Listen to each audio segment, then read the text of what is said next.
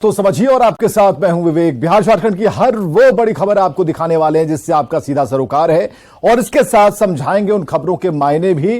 तो आइए देख लेते हैं वो कौन कौन सी 5 बड़ी खबरें हैं जिन्हें हम आपको समझाने वाले हैं, दिखाने वाले हैं, उसके मायने समझाने वाले हैं। नीतीश के संयोजक बनाने की चर्चा के मायने को आप समझ पाएंगे। इसके अलावा लालू प्रसाद को नीतीश ने बेचारा क्यों कहा, यह भी आपको समझना चाहिए। सरकार राजभवन विवाद सुलझने के मायने क्या है, यह भी आपको समझना चाहिए। ईडी के समन पर सियासी आर पार क्या है, क्या कहता है, इसका मायना क्या है। इसके अलावा देश के पहले हाइड्रोजन ईंधन की अहमियत क्या है, इस बात को भी रिपोर्ट के जरिए आप समझ पाएंगे।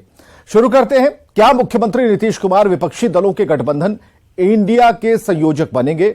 यह सवाल जब मीडिया वालों ने नीतीश कुमार जी से ही पूछ लिया तो उन्होंने कहा कि 31 अगस्त को वे मुंबई जा रहे हैं, वहां बैठक में सब कुछ तय हो जाएगा। जबकि हाल ही में लालू प्रसाद ने कहा था कि विपक्षी दलों के गठबंधन के संयोजक की जो जिम्मेदारी है वो कई नेताओं को दी जा सकती है। और ऐसे में सवाल घूम फिर कर वही आ रहा है कि क्या नीतीश कुमार विपक्ष के संयोजक बन पाएंगे?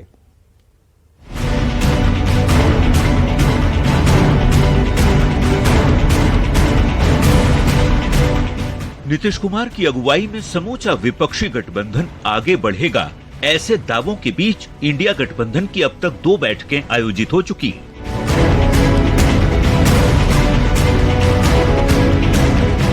तीसरी बैठक इसी महीने के अंतिम दिन यानी 31 अगस्त और 1 सितंबर को मुंबई में निर्धारित है।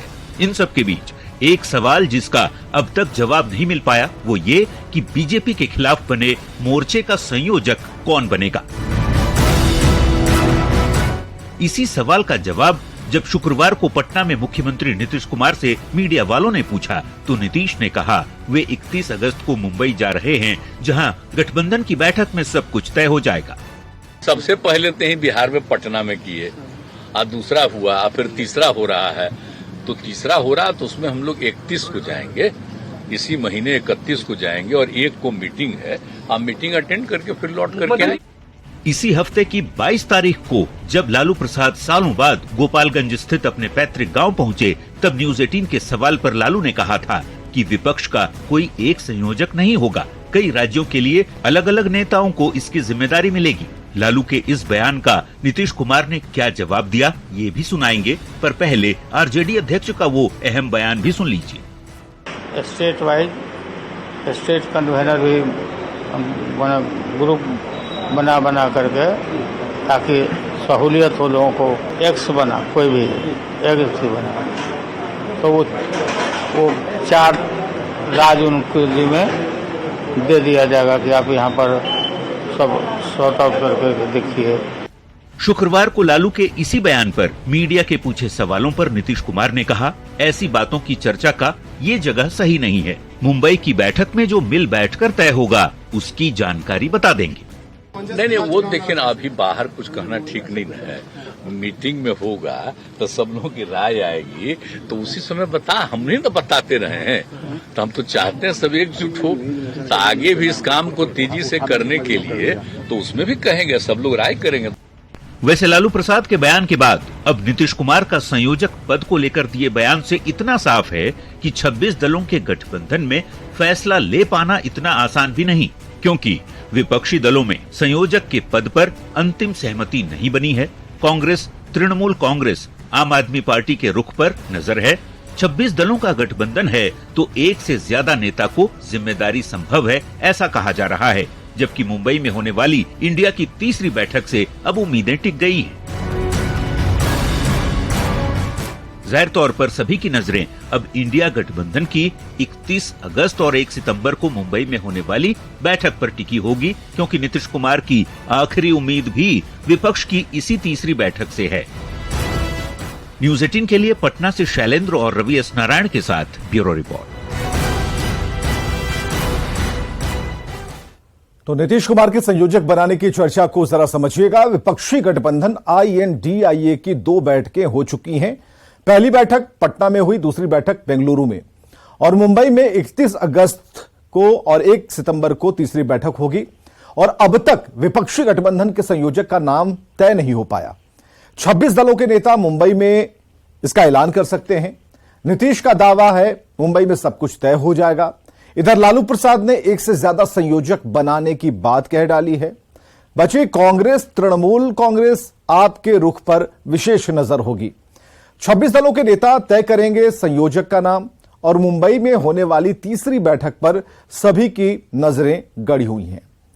इधर आरजेडी अध्यक्ष लालू प्रसाद की जमानत को रद्द करने वाली सीबीआई की दायर याचिका पर शुक्रवार को सुप्रीम कोर्ट में सुनवाई हुई और लालू के वकील ने उनके खराब स्वास्थ्य का हवाला दिया। इसके बाद सुप्रीम कोर्ट अगली सुनवाई 17 अक्टूबर को करने का फैसला सुनाया।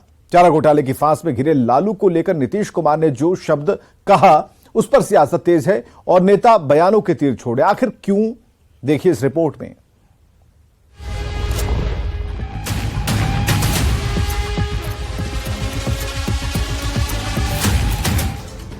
चारा घोटाले में सजायाफ्ता लालू प्रसाद फिलहाल जमानत पर है। उनकी जमानत को रद्द करने की सीबीआई की याचिका पर सुनवाई करते हुए देश की सर्वोच्च अदालत इस मुद्दे पर अब 17 अक्टूबर को अगली सुनवाई करेगा। सीबीआई को लगता है कि लालू प्रसाद स्वस्थ हैं, बैडमिंटन खेल रहे हैं, तो फिर जमानत रद्द क्यों न हो, जबकि लालू के वकील उनके खराब स्वास्थ्य का हवाला दे रहे हैं। इन सब के बीच बिहार के सीएम नीतीश कुमार ने लालू को लेकर बड़ा बयान दिया है। कहा, केंद्रीय एजेंसी बेचारे लालू जी को बेवजह परेशान कर रही है।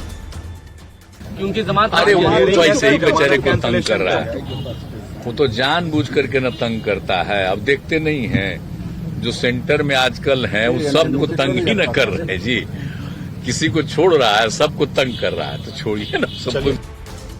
चारा घोटाले में सीबीआई की याचिका को लेकर आरजेडी सांसद मनोज झा ने भी नीतीश की हां में हां मिलाते हुए कह दिया कि केंद्र जानबूझकर लालू जैसे नेता को फंसा रही है। ये सीबीआई है ही नहीं, ये मोदी जी और अमित शाह जी हैं। पॉलिटिकल लड़ाई हताश कर रहा है उन्हें, तो उन्होंने सीबीआई कभी ईडी की आड़ में ये कोशिश करते हैं। महागठबंधन की दोनों बड़ी पार्टियों के नेताओं के बयान के बाद बीजेपी ने जोरदार तरीके से पलटवार किया। कहा, नीतीश पहले फंसाते हैं फिर छुड़वाने की गुहार भी लगाते हैं। और आज भी रेलवे के घोटाला में यदि लालू प्रसाद जी जेल जा रहे हैं तो वो भी नीतीश बाबू की कृपा है, किसी दूसरे की नहीं। नीतीश कुमार जी पहले केस करवाते हैं, फिर चार्जशीट करवाते हैं, फिर सजा दिलवाते हैं और फिर गुहार लगाते हैं कि इनको माफी दे दें। जिस चारा घोटाले ने बिहार को बदनाम किया था, उसे लेकर सियासत भले तेज हो, लेकिन उस पाउडर स्कैम के बारे में जानना भी जरूरी है। जनवरी 1996 में पशुपालन विभाग में चारा घोटाले का खुलासा हुआ। उस वक्त बिहार और झारखंड एक ही राज्य थे, लालू प्रसाद मुख्यमंत्री थे। पूरा चारा घोटाला करीब 950 करोड़ रुपए का बताया जाता है। सितंबर 2013 में लालू प्रसाद को चारा घोटाले में पहली बार सजा सुनाई गई। न्यूज 18 के लिए पटना से शैलेंद्र और दिल्ली से अमितेश के साथ ब्यूरो रिपोर्ट। चलिए समझिए नीतीश ने लालू को बेचारा क्यों कहा। लालू प्रसाद चारा घोटाला में सजा याफ्ता हैं और फिलहाल आरजेडी अध्यक्ष जमानत पर हैं। सीबीआई ने लालू की जमानत रद्द करने की याचिका सुप्रीम कोर्ट में दी और सुप्रीम कोर्ट अगली सुनवाई को यानी कि 17 अक्टूबर को तैयार हुआ।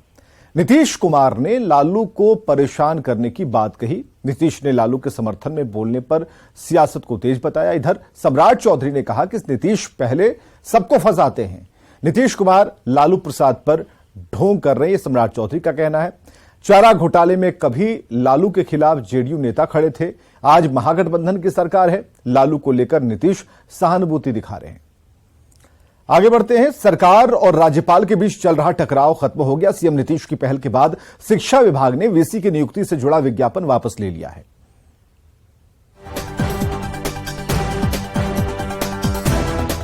राजभवन और सरकार के बीच सब ठीक है।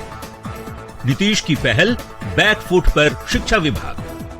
अब राज्यपाल के पास ही रहेगा अधिकार। कई दिनों से राजभवन और सरकार के बीच चल रही लड़ाई अब खत्म हो गई है। सीएम नीतीश की पहल के बाद शिक्षा विभाग बैकफुट पर आ गया है।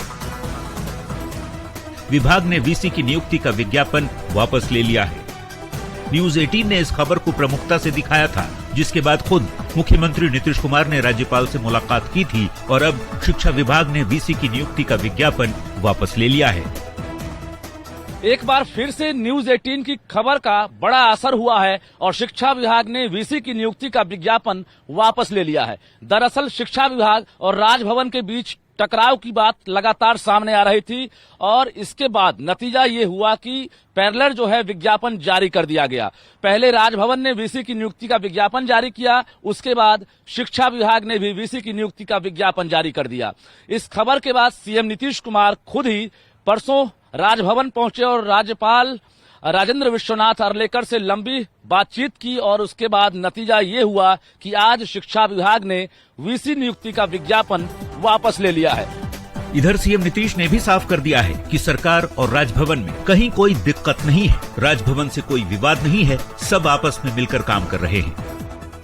कोई दिक्कत नहीं है। पहले बीच में जो आ गया था हमारी, तो गवर्नर साहब से भी बात हो गई, तो कोई प्रॉब्लम नहीं है, उसमें भी नहीं, वो सब कोई दिक्कत नहीं, मिलजुल करके सब काम हो रहा है, बहुत अच्छे ढंग से होगा। अभी हाल में 2 दिन पहले बात करके सब कुछ हुआ, तो कितना सब खुश हुए, आप पूछिए ना उनसे। राजभवन और सरकार में पिछले कुछ दिनों से टकराव बढ़ गया था, लेकिन सीएम नीतीश ने आगे बढ़कर इस टकराव को टाल दिया। अब सरकार ने 5 यूनिवर्सिटी में वीसी की नियुक्ति का विज्ञापन वापस ले लिया है और इस तरह कुलपतियों की नियुक्ति अब राज्यपाल ही करेंगे। न्यूज़ 18 के लिए पटना से रजनीश कुमार की रिपोर्ट। चलिए इस खबर के मायने को जरा समझिए। बिहार सरकार और राजभवन के बीच टकराव की स्थिति थी, टकराव चल रहा था और 5 विश्वविद्यालय में वीसी की नियुक्ति को लेकर अलग अलग विज्ञापन जारी हुआ था। इस मामले पर शिक्षा विभाग और राजभवन के बीच टकराव चल रहा था। नीतीश कुमार ने राजभवन जाकर बुधवार को राज्यपाल से मुलाकात की, शिक्षा विभाग के विज्ञापन को वापस लेने का आश्वासन दिया और इसके बाद अब विवाद खत्म हो गया। अब कुलपतियों की नियुक्ति राज्यपाल करेंगे। नीतीश और राज्यपाल के बीच 15 मिनट तक बातचीत हुई। राजभवन ने यह बयान जारी कर शिक्षा विभाग पर चर्चा की पुष्टि की और पहले राजभवन ने शिक्षा विभाग का आदेश रद्द कर दिया था। बिहार विश्वविद्यालय के कुलपति प्रोवीसी का वेतन रोका गया था, तब भी राजभवन और शिक्षा विभाग आमने सामने था। बिहार में सरकारी और निजी आप्त सचिवों के लिए सरकार की ओर से गाइडलाइन जारी की गई और नई गाइडलाइन में सरकारी और प्राइवेट पीए के लिए 6 दिशा निर्देश तय किए गए हैं और इसके तहत अब सरकारी आप्त सचिव ही सरकारी कार्य करेंगे। निजी आप्त सचिव मंत्री के दौरे से संबंधित कार्य, गैर सरकारी, विशिष्ट और सामान्य लोगों से मिलने का समय से जुड़े काम करेंगे और साथ ही मंत्री के सौंपे गए गैर सरकारी कार्य भी करेंगे। निजी आप्त सचिव किसी भी विभागीय अधिकारी के साथ विभागीय कार्य से जुड़े मौखिक विमर्श, समीक्षा, दिशा निर्देश या लिखित पत्राचार नहीं करेंगे और इसे लेकर मंत्रिमंडल सचिवालय विभाग की ओर से गाइडलाइन जारी कर दी गई है।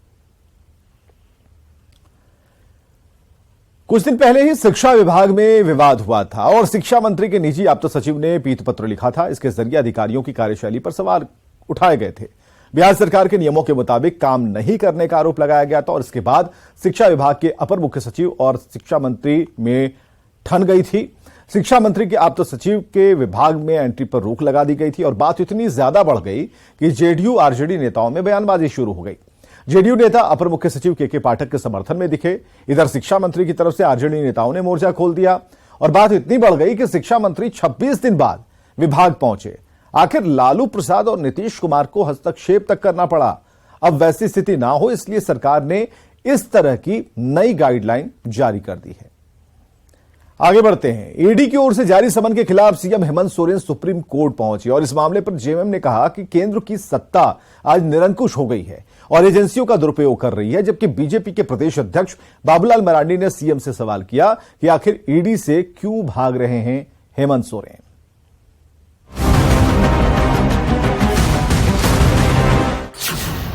ईडी से भाग रहे हैं हेमंत सोरेन, ये हम नहीं कह रहे और ना ही ये हमारा सवाल है। सीएम हेमंत सोरेन से ये सबसे बड़ा सवाल पूछा है झारखंड बीजेपी के प्रदेश अध्यक्ष बाबूलाल मरांडी ने। झारखंड बीजेपी के अध्यक्ष बाबूलाल मरांडी ने बड़ा हमला करते हुए पूछा कि सीएम ईडी से भाग क्यों रहे हैं। यदि दामन पर दाग नहीं है तो क्यों नहीं सच से सामना करते। यही नहीं, दुमका में पार्टी कार्यक्रम में बोलते हुए बाबूलाल ने सीएम पर परिवार और भ्रष्टाचार में घिरे होने का आरोप लगाया। और इन लोगों से हम लोग पूछते हैं भाई पैसा क्यों लेते हो, तो बोलता है कि ऊपर देना पड़ता है, मंत्री को देना पड़ता है। अब बताओ ये हालत है। इसलिए मैं आप सब लोगों से यही कहने के लिए आया हूं कि आज जो इसमें लूटपाट खाली हुआ है और हम इसी बात को बोलते हैं तो आज हमारे ऊपर आधा दर्जन थाना में केस करवा दिया हेमंत सोरेन जी ने। हमने कहा कि जितना केस करवाना हो करा दो, जेल में ही रह करके हम पूरे झारखंड घूम लेंगे, आप चिंता मत करें। आपको बताएं कि 14 अगस्त से पहले समन के बाद ईडी की ओर से जारी दूसरे समन पर भी मुख्यमंत्री हेमंत सोरेन जांच एजेंसी के दफ्तर नहीं पहुंचे। यही नहीं, ईडी की ओर से जारी समन के खिलाफ CM Hemant Soren supreme court पहुंचे हैं। इस मामले पर जेएमएम ने कहा कि केंद्र की सत्ता आज निरंकुश हो गई है और एजेंसियों का दुरुपयोग कर रही है। देखिए, जब सत्ता और सरकारें निरंकुश हो जाएं, हिटलरवादी हो जाएं, अपने आप को कानून से ऊपर समझने लगे, संविधान से ऊपर समझने लगे, तब ऐसा मौका आता है। मतलब ईडी के समन पर पक्ष और विपक्ष आमने सामने है, जहां जेएमएम और कांग्रेस का आरोप है कि केंद्र सरकार ईडी जैसी संस्थाओं के जरिए विपक्षी नेताओं को परेशान कर रही है, तो दूसरी ओर बाबूलाल मरांडी ने सीधे सीएम हेमंत पर परिवार और भ्रष्टाचार से घिरे होने का आरोप लगा दिया। न्यूज 18 के लिए रांची से निरंजन और दुमका से नितेश की रिपोर्ट।